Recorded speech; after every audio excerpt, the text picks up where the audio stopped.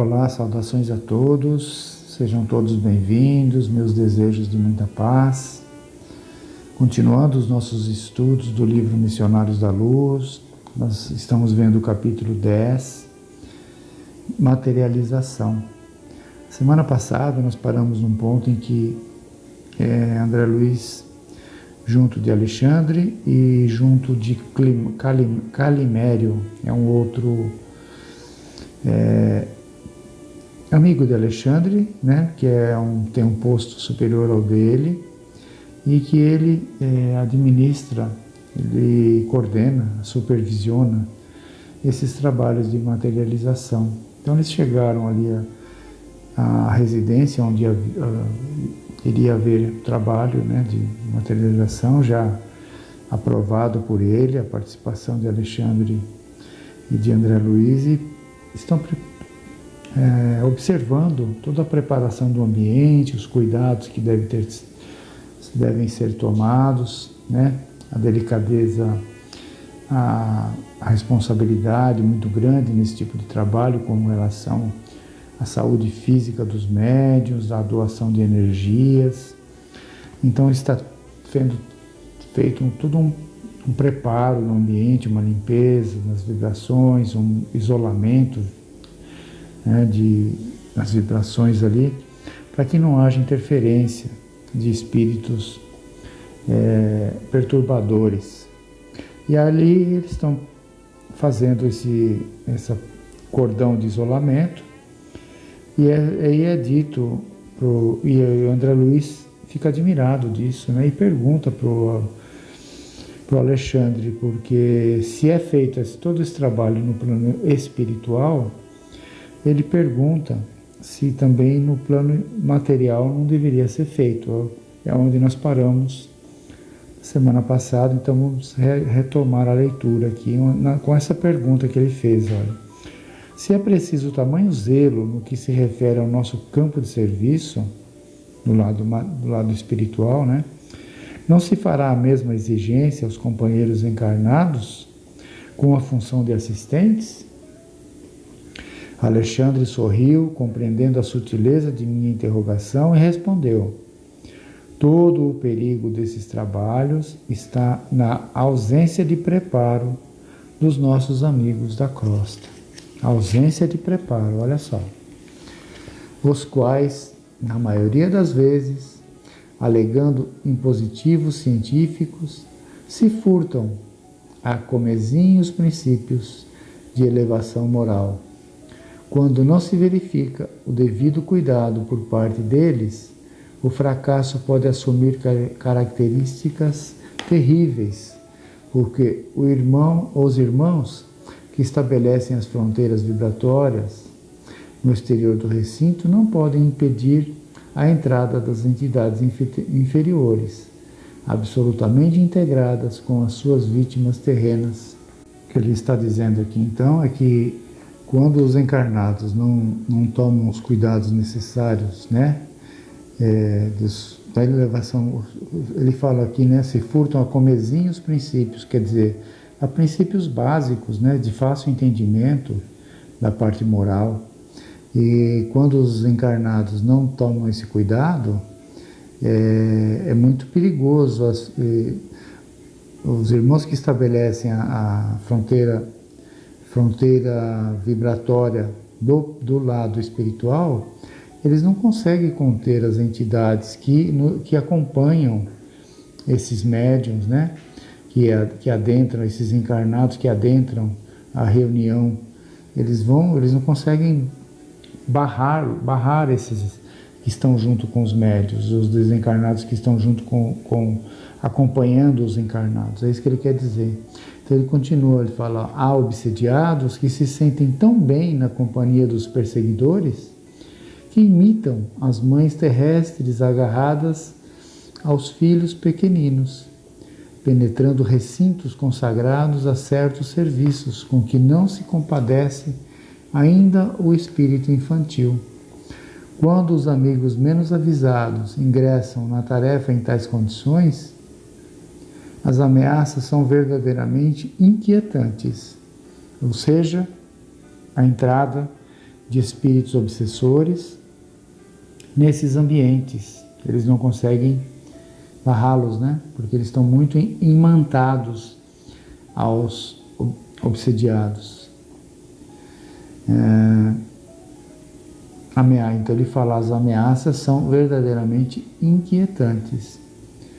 Então, aqui considerei, não devem entrar as vítimas do vampirismo?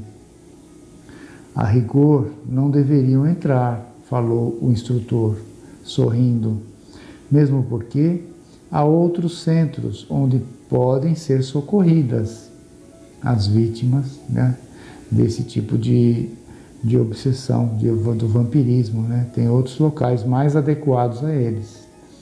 Mas, algumas vezes, a caridade fraternal aconselha a tolerância, mesmo em ambientes como este. E após ligeira pausa, acentuou: por isso mesmo, as reuniões para serviços de materialização aparecem raramente. Olha só, tinha comentado na semana passada que eram muito raros esses tipos de prática atualmente, de materialização, né? Pelo menos que é do meu conhecimento, o que eu ouço falar também por pessoas mais experientes, mais conhecedoras do que eu, é que são raras hoje em dia esse tipo de materialização. E ele está confirmando aqui, né? Já na época que foi escrito esse livro, já era mais raro. Já era raro também, né? Então ele fala, por isso mesmo as reuniões para serviços de materialização aparecem raramente. A homogeneidade aqui deve ser muito mais intensa. Consagra-se a maioria de nossas atividades ao esforço na caridade cristã. Neste ambiente, porém, limita-se o trabalho a certas demonstrações da sabedoria espiritual. Os homens, contudo, em sentido geral, não sabem, por enquanto, compreender a essência divina de tais demonstrações e quase sempre acorrem a elas com o raciocínio acima do sentimento. Pelas inquietudes da investigação, perdem muitas vezes os valores da cooperação e os resultados são negativos. No dia, porém, em que conseguirem trazer o coração iluminado, receberão alegrias iguais àquela que desceu sobre os discípulos de Jesus, quando de portas cerradas, em sublime comunhão de amor e fé, receberam a visita do Mestre, perfeitamente materializado, depois da ressurreição, em casa humilde de Jerusalém, de conformidade com a narrativa dos Evangelhos. Então ele está chamando a atenção de novo a nossa falta de preparo para esse tipo de reunião, né? Muitas vezes é a curiosidade que nos move, é o fenômeno em si, não nos atentamos para a essência daquilo que vai ser feito ali no momento. A nossa curiosidade, o fenômeno que vai acontecer, a materialização. É isso que ele está dizendo. Ele usa o exemplo de Jesus, quando se materializou, né, depois da ressurreição, ele apareceu ali, como narra os evangelistas, né, os evangelhos, mas ali também, naquela época, foram poucos que presenciaram aquilo, né, pela condição também, nem todos tinham a condição de presenciar. Em virtude de haver Alexandre entrado em silêncio por alguns instantes, intensifiquei as minhas observações. Surpreendido, notei o esforço de 20 entidades de nobre hierarquia que movimentavam o ar ambiente. Em seus gestos rítmicos, semelhavam-se a sacerdotes antigos que estivessem executando operações magnéticas de santificação interior do recinto. Atendendo-me ao espírito de pesquisa, Alexandre esclareceu. Eles estavam vendo esses 20 espíritos, né? Fazendo esses gestos rítmicos dentro do ambiente. Claro que por alguma necessidade ali, por alguma coisa importante que eles estavam tendo que fazer naquele momento. Atendendo-me ao espírito de pesquisa, Alexandre esclareceu. Não se trata de hierofantes em gestos convencionais. Hierofantes eram chamados os antigos sacerdotes religiosos da Grécia. Eles tinham essa denominação, hierofantes.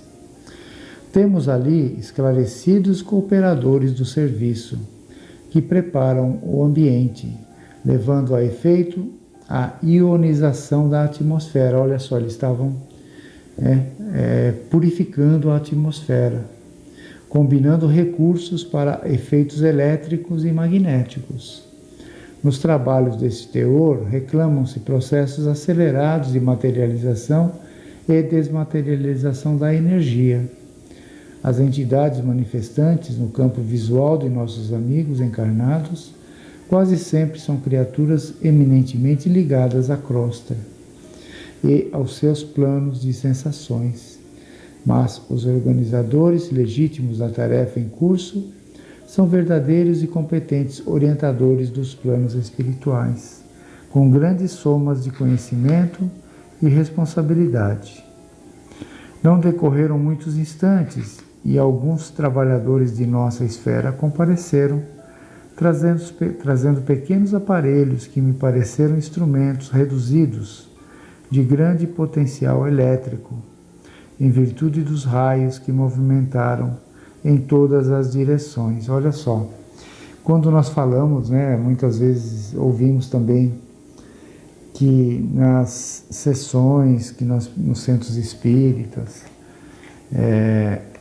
que os ambientes são preparados para nós, para que nós tenhamos um comportamento ali, o silêncio, boas conversas, bons pensamentos dentro de um ambiente que ele já foi preparado. É nesse sentido que é feito, né? Esse preparo.